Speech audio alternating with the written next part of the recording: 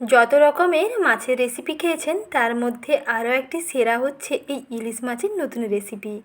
বর্ষাকালে সবথেকে সেরা স্বাদের এই ইলিশ মাছের এইভাবে একবার রেসিপিটি বানালে খেতে দেখবেন দারুণ লাগবে। গরম ভাতের সঙ্গে ফাটাফাটি লাগবে, খাওয়াটা দেখবেন জাস্ট জমে যাবে। একবার হলেও এইভাবে ইলিশ মাছ রান্না করে দেখুন, স্বাদ দেখবেন মুখে লেগে থাকবে। নমস্কার বন্ধুরা, সাথী কিচেনের আবারও এক নতুন রেসিপিতে আপনাদের সকলকে স্বাগত জানাই। আজকের রেসিপিতে বানিয়ে দেখাবো একেবারে অভিনব পদ্ধতিতে এবং খুব সহজে ইলিশের একটি নতুন রান্না। খেতে দেখবেন দারুণ লাগবে। যত রকমের ইলিশ মাছ রান্না করেছেন তার মধ্যে সবথেকে সেরা হচ্ছে এই রেসিপি। আর এত কম সময়ে বানিয়ে নেওয়া যায়, এত টেস্টি হয়, একবার খেলে বারবার খাবেন। তাহলে দেখে নিন আজকের সহজ রেসিপি। রেসিপিটি শেষ পর্যন্ত দেখে নেওয়ার অনুরোধ থাকলো, সঙ্গে ভালো লেগে থাকলে একটি লাইক করবেন। নতুন বন্ধু হয়ে থাকলে চ্যানেলটিকে সাবস্ক্রাইব করে নেওয়ার অনুরোধ থাকলো। প্রথমেই দেখুন এখানে নিয়ে নিয়েছি টাটকা ফ্রেশ ইলিশ মাছ।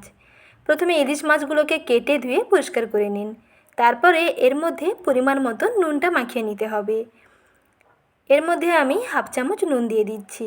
নুনটাকে বেশ ভালো করে ঘষে ঘষে ডলে ডলে মেখে নিন। নুন মাছের মধ্যে না ঢুকলে কিন্তু মাছের মধ্যে টেস্ট আসবে না।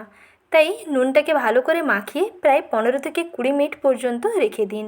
তাহলে দেখবেন নুন মাছের মধ্যে বেশ ভালোভাবে ঢুকে যাবে। প্রথমে নুনটা ভালো করে মেখে নিচ্ছি। নুন দেওয়ার পরে দেখবেন মাছ থেকে একটু কিন্তু জল কাটবে। জলটা ফেলে দিয়ে তারপরে এর মধ্যে হলুদ গুঁড়ো মেশান। তাহলে হলুদটাও বেশ মাছের গায়ে ভালোভাবে আটকে থাকবে। এখন মাছের মধ্যে হলুদ গুঁড়োটা মেখে নিচ্ছি। হাফ চামচ মতন হলুদ গুঁড়ো দিয়ে আবারও ঠিক একই রকম মাছের গায়ে মেখে নিচ্ছি। প্রথমে নুনটা মাখিয়ে রেখে দিয়েছিলাম প্রায় 15 থেকে 20 মিনিট। মাছগুলো দেখুন আগের থেকে বেশ নরম হয়ে গেছে।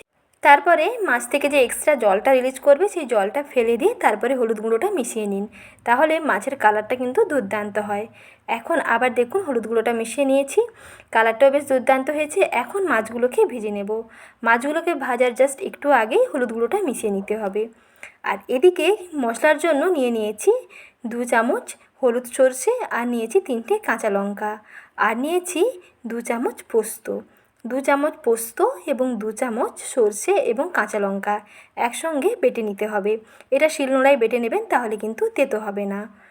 এখন কড়াইতে দিয়ে দিচ্ছি পরিমাণ মতন সর্ষের তেল। আর রান্নাটা করতে হবে সর্ষের তেলে, তাহলে স্বাদটা আরও বেশি ভালো লাগবে।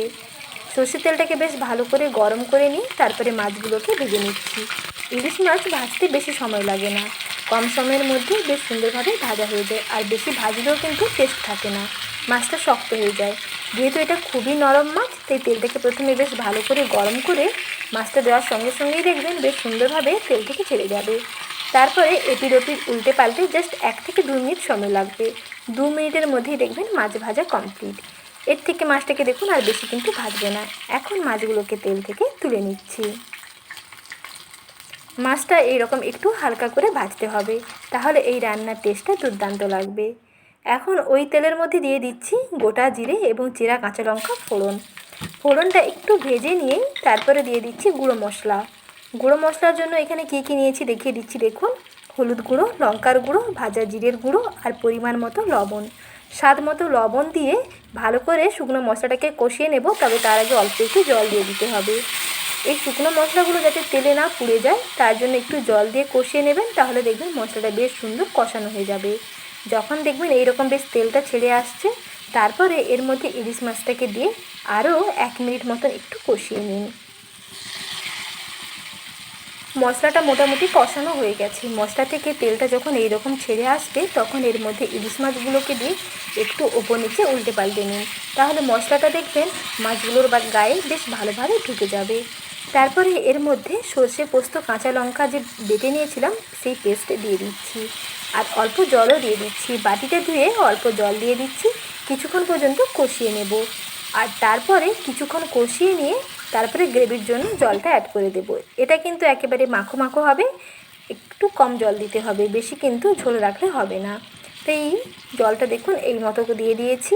এখন মাছগুলোকে ওপর নিচে করে উল্টে পাল্টে আরও 5 থেকে 7 মিনিট ফুটিয়ে নেব। যেহেতু মাছগুলো আগে থেকে ভাজা হয়ে আছে, তাই রান্না হতে কিন্তু একটু বেশি সময় লাগবে না।